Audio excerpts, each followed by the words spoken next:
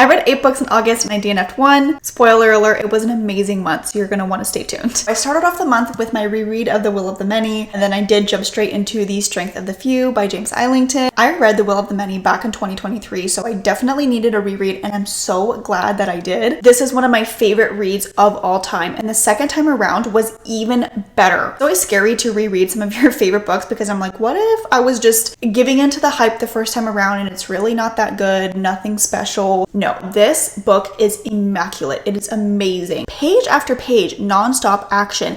And I feel like the events that happen after like part 1 would normally be a cliffhanger, like ending to any normal book. But for this, there's cliffhanger endings on like every single chapter. Then obviously I had to jump right into The Strength of the Few. This one is basically 5 stars. I gave this one 4.75. Absolutely genius, insanely good. I just feel like the pacing in this book took a little bit of a hit compared to book 1, but the way James Islington expanded upon this world was very ambitious, but he did a phenomenal job with it. You get 3 point of views in this book. You are introduced to so many new characters. I obviously cannot talk about this book without spoiling book 1. I will definitely be talking about this more when it comes out in November. And then I read House of the Beast by Michelle Wong. First off, this is one of the most beautiful books I own. Look at the edges. And this is the character work that was sent over with it. Are you kidding me? Artwork on the inside.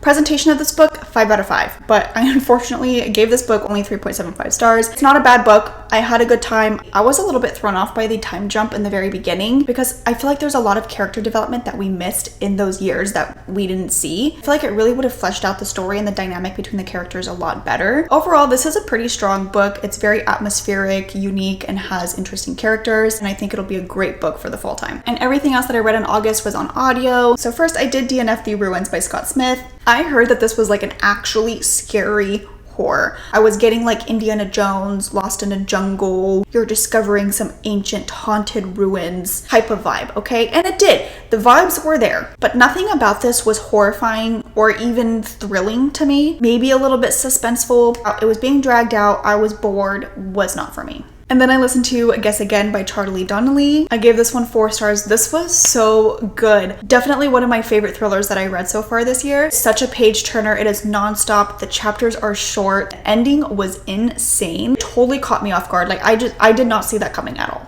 I definitely want to read more of this author's books. Please leave me recommendations down below because I was obsessed. And then I listened to Ren on Red. This is a very fun, fast-paced popcorn thriller. I think it's a good introduction to the thriller genre. To me, it was nothing special, nothing mind-blowing. Then I listened to The Favorites by Lane Fargo. I gave this one 4 stars. I was so surprised by how much I enjoyed this book. It's not my usual genre. One thing I learned about myself is I love some drama. Okay, I don't want to be a part of drama, but I love to hear about it, listen about it,